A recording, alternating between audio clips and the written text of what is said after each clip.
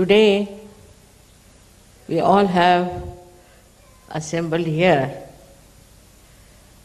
to worship the Sahasrara.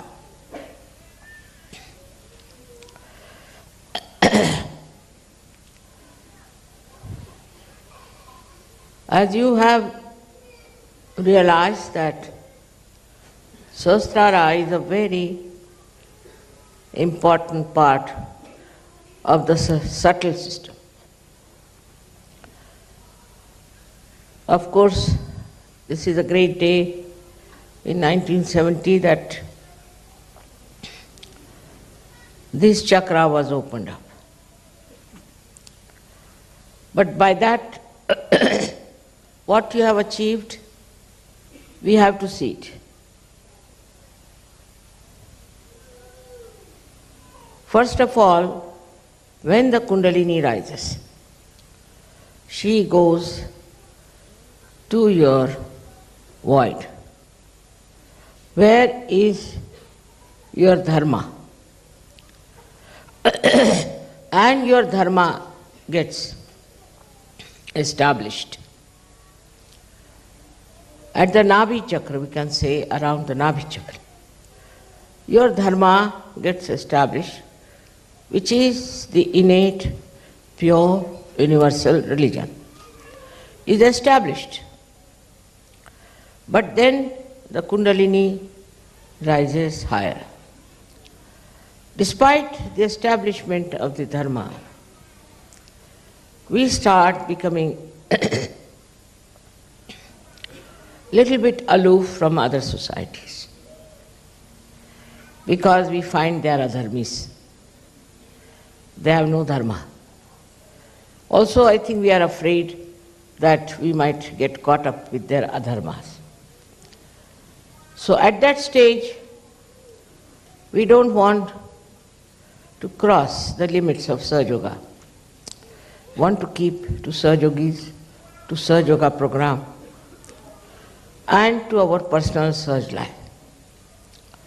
Of course, it's important because first this chakra must be fully nourished. And this chakra is actually moves round the Nabhi chakra, which we know as Swadhisthana. This Swadhisthana chakra is in a way very important because it supplies energy to the brain.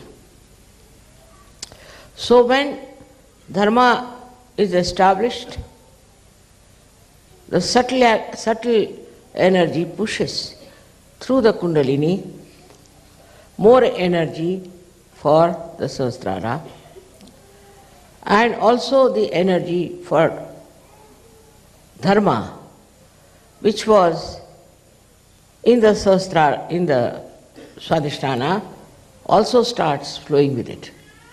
It crosses over and starts rising in the Sahasrara.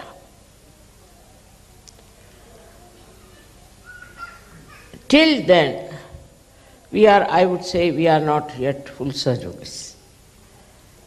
Because one can become fanatic about Sahaja. I have seen people who are so fanatic that they cannot even meet people who are not Sahaja Yogis. They cannot even talk to people who are not Sahaja Yogis. And all the time they are frightened of meeting people who are not Sahaja Yogis. Of course, you need not meet people who are evil, people who are against Sahaja Yoga, who talk against it. But those who are seeking the truth, which is our duty that we have to go to them. So when it reaches the state where it is established in the brain, that time we go beyond dharma. Dharmatit, we become beyond. Dharma means that dharma becomes part and parcel of our being. We cannot lose it. Such dharma becomes within us a part and parcel, which is a very great achievement, because then you don't have to do any rituals, You don't have to worry about meeting other people. You don't have to worry that your vibrations will be harmed. Then you don't catch from anyone. You don't catch also other negative forces. No one can harm you. That I call as the completion of your Shraddha. That time Sahasrara is so fully enlightened that you become Dharma. For example, we can give the example of Christ. Christ saw a prostitute being stoned. Now Christ had nothing to do with the prostitute, just the opposite of it. But when he saw she was stoned, he took a stone in his hand. And he says that those who think who have not sinned at all can throw a stone at me. And everybody was stunned. Why is he taking the side of a prostitute? He is a religious man. He should also put stones on her. But he was standing on truth.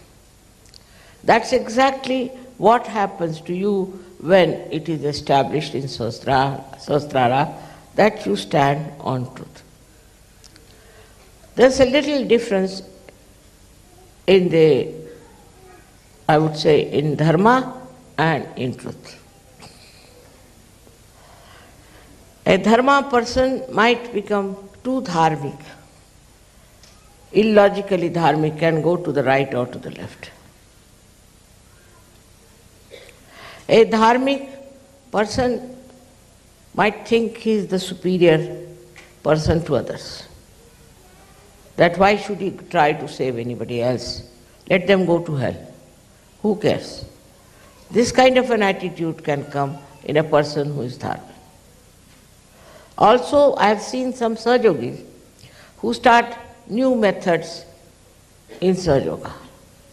You do like this, so it will be all right. You do like that, it will be all right. Because they are not stagnated at the point of dharma. So they start telling people that you do this way, do that way.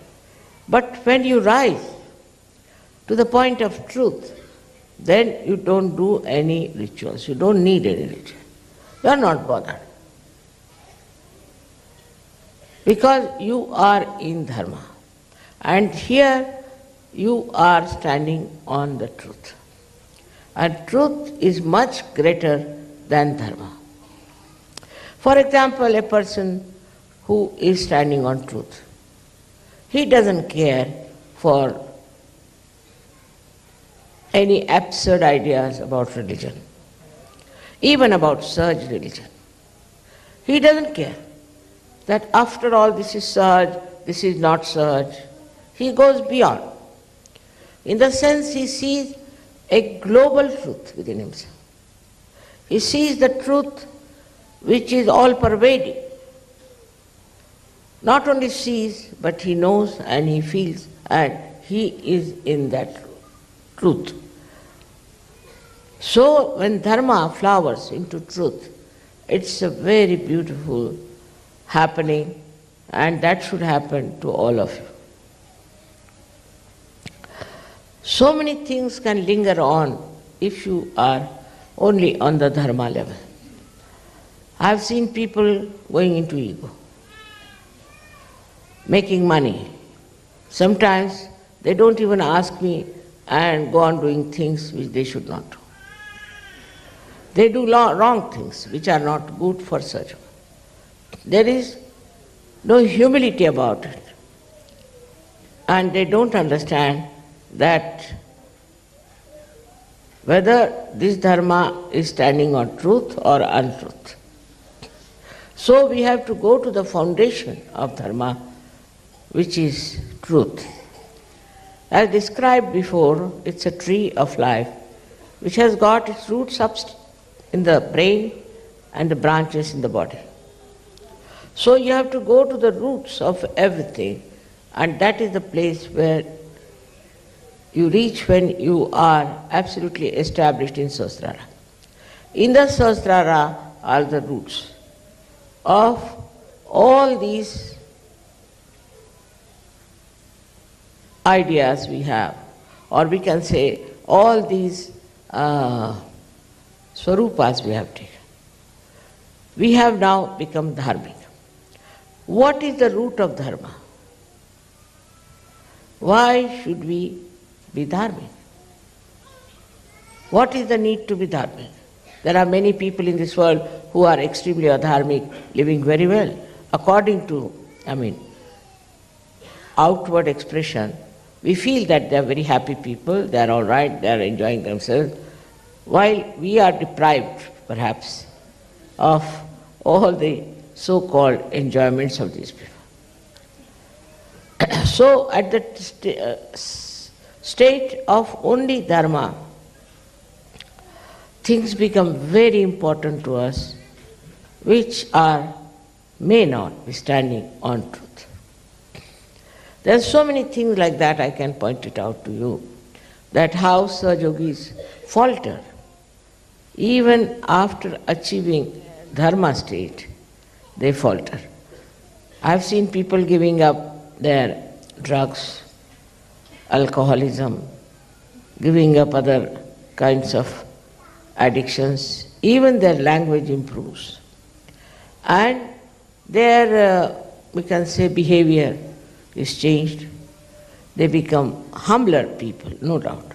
But still, they are conscious that they are standing on dharma. This consciousness has to disappear.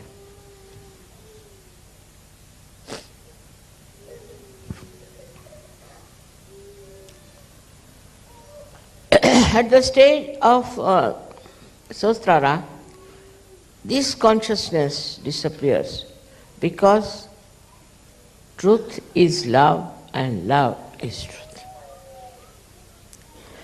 That is the point where the Kundalini meets the heart chakra. As you know, the pita of heart is here.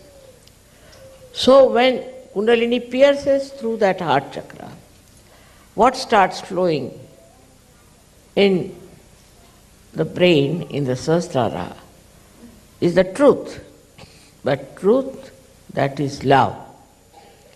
There's a difference between truth as itself and truth that is love. So out of love for that prostitute, that Christ stood by her. He stood on the roots of truth, no doubt, but what was flowing through his heart was the love, the pure love. So now when we have pure love for someone, we see the whole thing in a different manner. We see a person in a different manner. And it becomes very sweet. Otherwise, truth can be very bitter, can be very painful. But truth, which is adorned with love, is just like a flower without the thorns. It's very interesting how a person who is pouring with love and is standing on truth. That's the personality you have to become. Now, in the expression of love, we can take an example to understand. Supposing I meet somebody and he is telling all kinds of horrible things about another person. So I feel tremendous love for him as well as for the person whom he is telling all these things. So now, I take to lie, a complete lie, which is the truth also, in a way.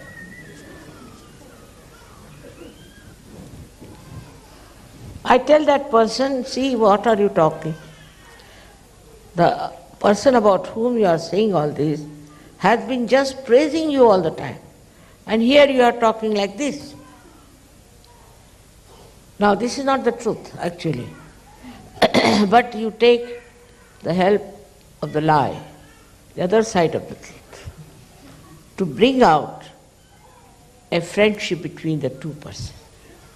So this is what is the work of love, that it tries to bring people closer to each other,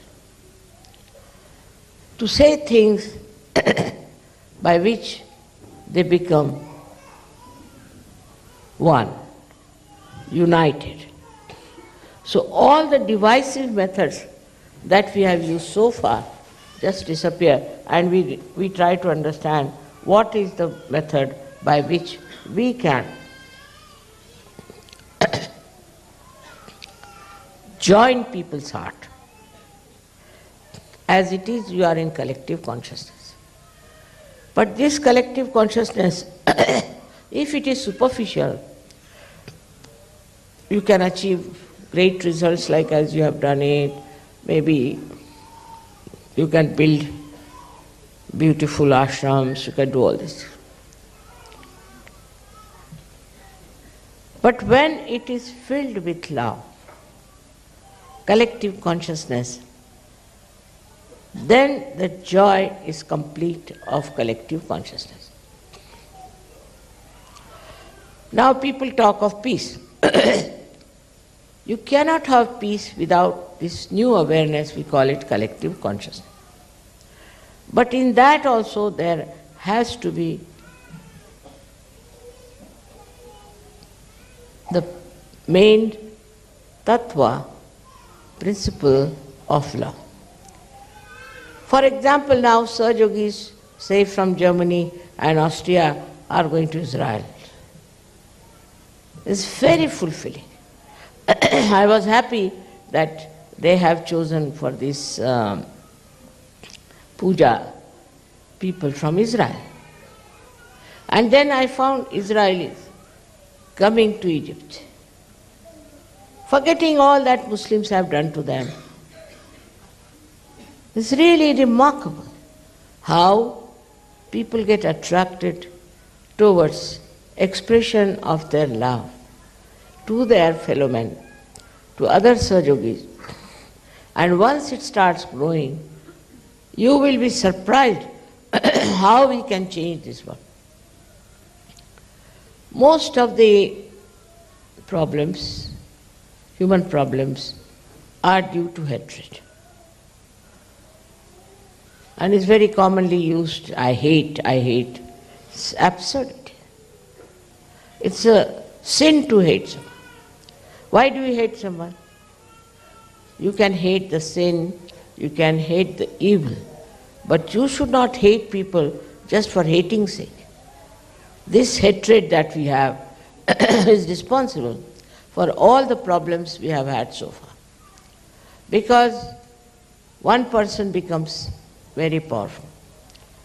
By dividing people, he becomes very powerful. And these divisive things have really crushed so many countries. For example, our country was divided by the British. Now they are having the division. This doesn't stop. By dividing us, what has happened? All the countries who have gone away from India are suffering very much. Those people who tried to divide the country thought that they'll become prime ministers, this, that. Most of them have been murdered by their own people. You can see clearly how hatred manifests. It starts from a small point and it manifests all over. Very clearly it can be seen in any country being divided. There's no need to divide any country. That creates more hatred and more trouble. In the same way in Sahaja Yoga, we should not think of have divisions. Now we have got a beautiful land. As you must have heard about near the Ganges. Now people are thinking if they can have separate houses, separate compounds. Why? You know how to live collectively, you enjoy collective life, so why do you want to have separate houses? What secrets are we going to have from each other? After all, whatever we do is known on the vibrations. You cannot hide anything. So why have separate houses? Why do you want to have some privacy? Because in Sahaja Yoga there is no privacy. We know about everyone. What are they up to? What are their problems? What chakras they are catching? Isn't it? So there is no secret about anything in Sahaja Yoga. Everyone knows about everyone. So what's the use of having privacy also? I can't understand. It's like this, you see, still the mind is working like that. Then they are thinking of inheritance. All right, I was saying that you can have inheritance, but if your son is not a Sahaja Yogi, what to do? We cannot keep a culprit there to trouble everyone. It is not the rules and regulations that are going to keep you happy and joined together, but it is the pure collective consciousness and its love. Because as you know, we have no proper organizations, we have no clergyship, we have nothing like that. Leaders also can shift more times than Ganges river can shift its course. So there is nothing like that. It's all on a shifty sand we are standing all the time. And your mother is another one who tries all kinds of tricks. The reason is, I want you to stand on rocks. And this rock is emitting love, is emitting that divine love. And the joy of that love is really so beautiful. For example, people would like to have their separate bathrooms, especially Indians. Suddenly they have become Britishers, and Britishers have become Indians, you know. Indians want to have their separate bathrooms. I don't know why. And this is a very common disease with Indians. And it is also spreading to other people, I feel sometimes, that they want to have their separate bathrooms. In a collective life, there's no need. You don't even know. But if you ask me, I won't even know if I've been to bathroom or not. Just go there, come back, finished. I have no time for all that. In the same way, you also should have a concept of a society which is living like an ocean. If ocean rises, they rise. If falls, they fall. Just one union of love. I am expecting that kind of a society at the foothill of Himalayas. And I'm sure you, all of you, will realize that Himalaya being the Sahasrara of the world. Luckily, I wanted it to be done before the Sahasrara Puja, and it is done. With the blessings of Himalayas, I should say. But Himalaya is also like a Sahasrara where the Kundalini has risen, where the vibrations have come out. And in the sky you can see the vibration. But this Himalaya is ruled by a wrathful god called Shiva. That's the dangerous part of it. So we have to be very, very careful. If we try to play around, if we try to take to hatred among ourselves, take to divisive methods, take to something that is not Sahaj. This wrathful God is sitting on our head. He is also in Mecca. This is Makkeshwar Shiv there. If you try to misbehave, he comes out with his wrathfulness. Anywhere you are, you have to be very careful that this Shiva is everywhere. Like one of these lingas of Shiva is in Parli Baidnath, that is in Maharashtra, Alatur. And there people started another kind of Sahajog. Also they were drinking on the day of the Sri Ganesha's Visarjan. So the wrath of Shivalanga came and there was such a big, huge earthquake. In many people were lost, but none of the Sahajogis and their center was saved completely. Now we had a big fire also, as you know last time, and nothing happened to you. You are under protection. You are all the time protected. There was no wrath of Shiva that could work out anything. Fire could not do anything to you because you are under protection. But this protection is your mother's love. Is not anything else but the love of your mother, which is very powerful, which is protecting you and helping you. In the same way, you develop that kind of love for others, for other Sahajogis, for other people, for other things, for this Mother Earth, for all that. Your love can not only protect you, but protect others also. Your attention, as long as it is on yourself, you will start becoming smaller and smaller. I should have this, I should have that, I like this, I like that. All these topics will fall. You will never say, I like this. No question. What do I like? It's difficult for me to decide if I like anything. This I like, that I like to be this way. Who are you? Ask yourself the question. Who are you?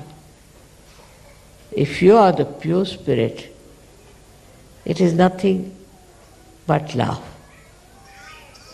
And in love you think of others, the problems of others. You try to make others comfortable. You try to look after others. And you don't just look after yourself and bother about yourself. This is what you have to reach. Though you may be dharmic, you may be in every way Sahaj, but still, unless and until you reach that state in your Sahasrara, I wouldn't say that you are all right. You have to work it out. For that, of course, meditation is very important. But the thing that stops it is your mind. Is your mind that goes on telling you. All the time you watch your mind, how it tries to guide you, how it tries to tell you, now, what about me? What about my house? What about my children? What about my country? Like that, you go on my, ultimately you end up into nothing. But when you say, you. Kabir has said a beautiful thing about it. He says that when the goat is living, it is saying, meh, means I. But it dies. Then they take out the intestine and put it on a dhunki, where they put it for the cleaning of the cotton. And that time, what does that dhunki say? Tu hi. You are the one. You are. And that echoes all over. In the same way, you have to think from others' point of view. First of all, tu hi, when you say it to your Guru or to God that you are. I am no more. I am dissolved. I am finished. I am become one with this ocean of love. And then you say to others, you are. You are. That is search culture. See, so lots of falsehood will follow. Falsehood that surrenders you and others. Like people try falsehood by saying something, oh, I love you very much, and on the back they plan something very bad. They can do anything. Not Sahajogis, they don't do it. I must say that they have reached that state where they don't do it. But still, if they don't do it, they are conscious of it. All the time they are conscious, we don't do this, we don't drink, so what? We don't fuss about food. I mean, all their things they have achieved, they are very proud of it, you see, very proud. That we are like this, we are that. You see, because you are the pure spirit, because you are that, so you have become that. How can you take pride in something what you are? Like somebody asked me, don't you feel very proud that you are Adi Shakti? I said, what? I couldn't understand the question. I said, see now, if I am Adi Shakti, what is there to be proud? Because I am that. What is there to be proud? If I was not that, then I would be proud of it. But I was. So what is there to be proud of? Like the sun, you see, it shines. It's not proud that I am the sun. Or if you are born, say, with your eyes and nose, a face like a human being, you are not proud, I am a human being, I am a human being. Are you proud? In the same way, if you are that what you are not proud, you are not conscious of it. Not at all conscious. I mean, I never tell myself I am Adi Shakti, there's no need to tell. But it is so, what to do? Now God has chosen me, I should say, to be the Adi Shakti, all right, I can have it. But I just don't know what is there. As if like some people think that Sahaja Yoga has been bestowed upon them like some lordship or something like that. Not that. It is what you have become. When you become, one must understand that you have become that. Like supposing a stone becomes gold, then it is gold. It won't be proud that I am gold. Gold is gold. Why will it be proud of that? In the same way, this consciousness of being a Sahaja drops out. Still it lingers. So one has to be careful that once you are a Sahaja, you are a Sahaja, so what? I am a Sahaji, so what? Nothing so great. It's like saying that I have a nose, you see. To be proud of saying, I am a nose, you see. What is there? Nose is already there. What is there to be proud of? But this pride has to go. That's very important to realize that I am not there, I am no more. I am one of the whole. Become the ocean, this drop of mine. I don't know if there are any boundaries left in me. This kind of consciousness develops in you when your consciousness is filled with joy only, just with joy and bubbling with love. Bubbling with love. You go on, you see, expressing your love, whether you talk or you don't talk. Whether you say about it or you don't. Whether you are smiling or not. This joy is in your heart. Now the heart chakra here, the pita of the heart chakra gets filled with light of truth. But the truth is not such an absurd thing that we know of as truth. Is. For somebody asked me, what is the truth? So I said that it was written long time back that you should speak the truth and speak something that people will like. Satyam vadet, priyam vadet. Then people said, how can you meet these two things?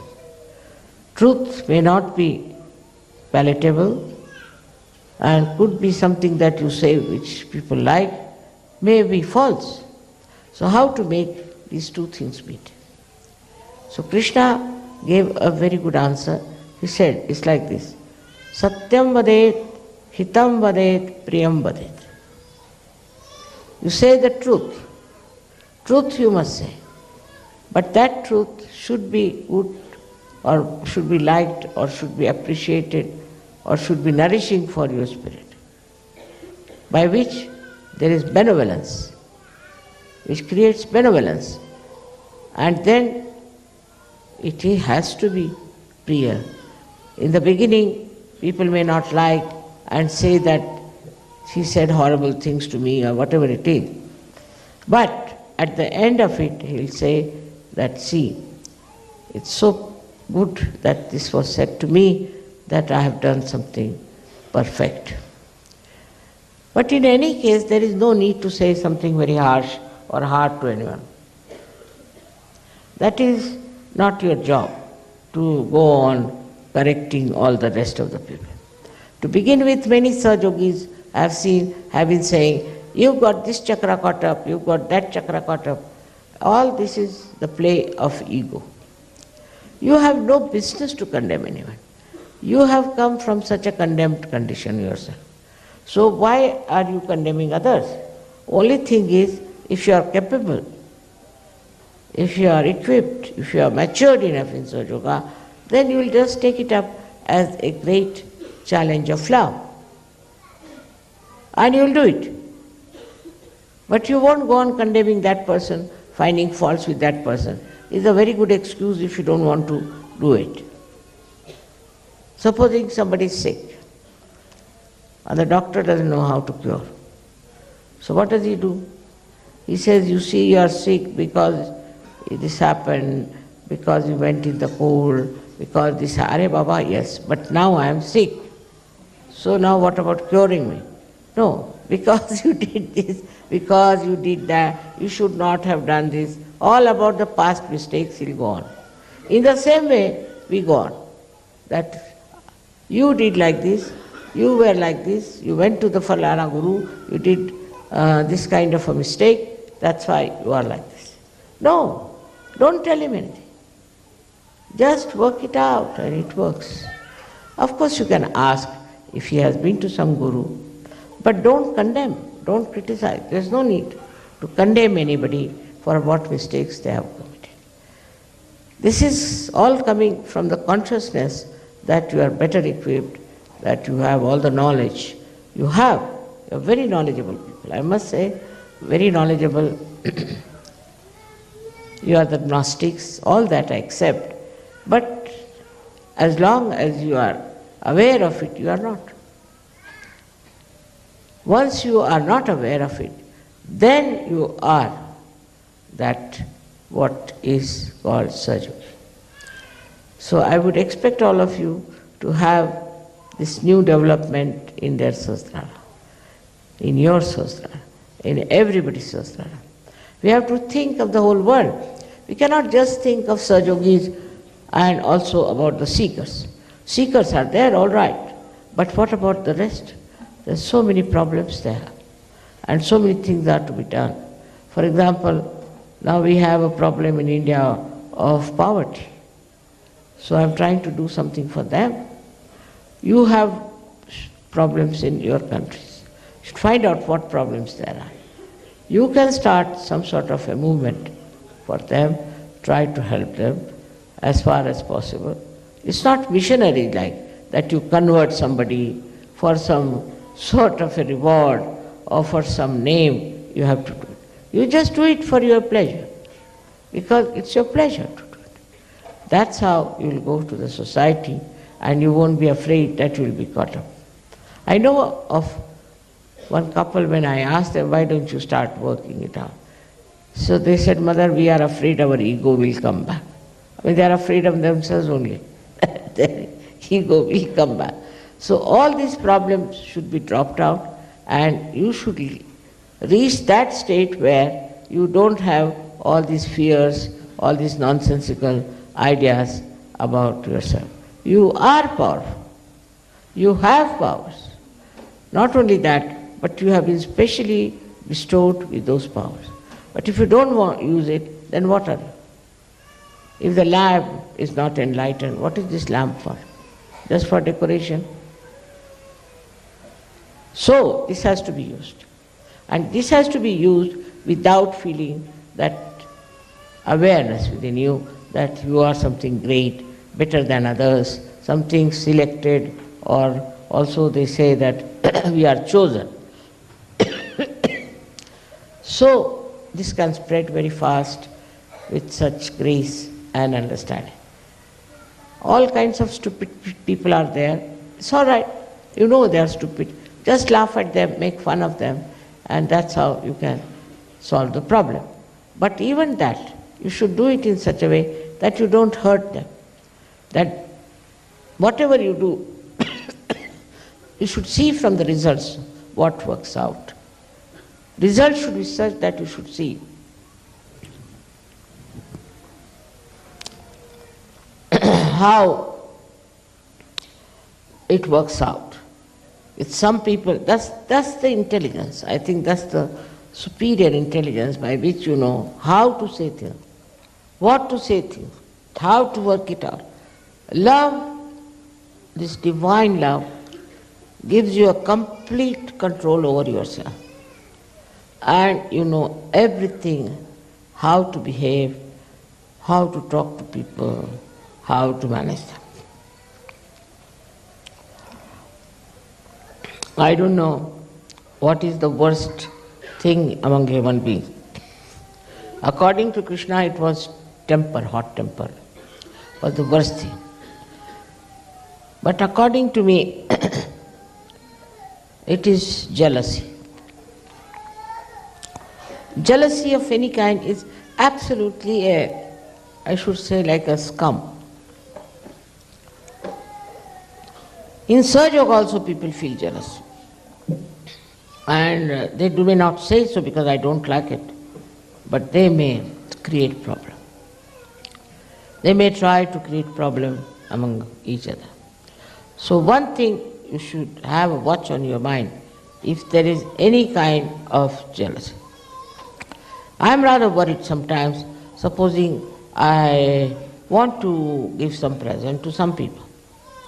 Then I am worried that I shouldn't do something that will create jealousy. We should not.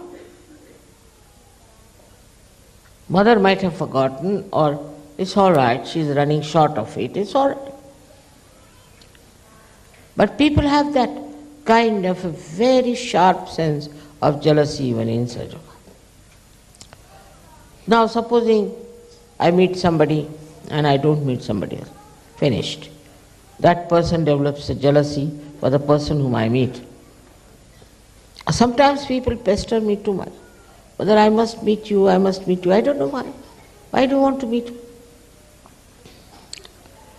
I'm all over, everywhere, as you say. Then what is the need that you should meet me and talk to me? What is the need? It's not for you alone, I am for everyone.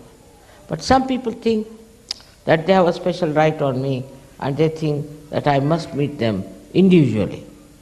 Otherwise, they feel very bad. All these things have to go away in a big way when you become, as I said, the ocean. Then you are not bothered. What shore you go, where you travel, you are not bothered. You are only with the ocean moving up and down. That is how it's a living ocean of love. And that's what we have to develop it, without dominating others, without showing off.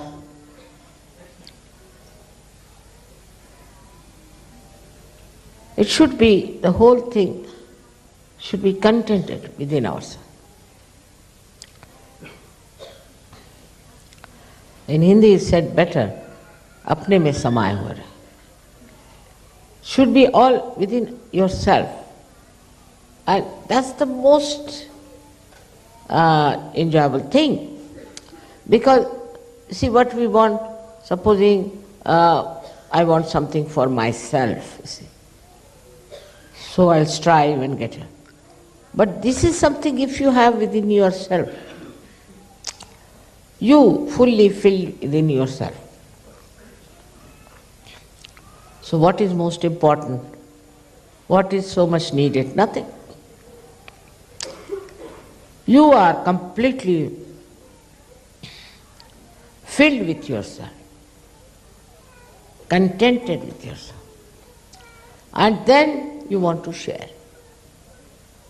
This is the ideal way of dealing with Sahasrara, I think. And I am sure they will come, this whole world's Sahasrara has to be opened up. This is what we have to do it. And we are not going to disappear into some exclusive places. That is just for meditation, you can go there. But not for escaping the world. That's not the idea. Idea is for meditation, for your growth. It would be a nice place to go to. It's very important to understand how valuable you are, how remarkably important you are. Born at this time, got your realization. For what? To emancipate this world, to transform human beings, to take whole of this world into the realm of God. That is what you are here for. May God bless you.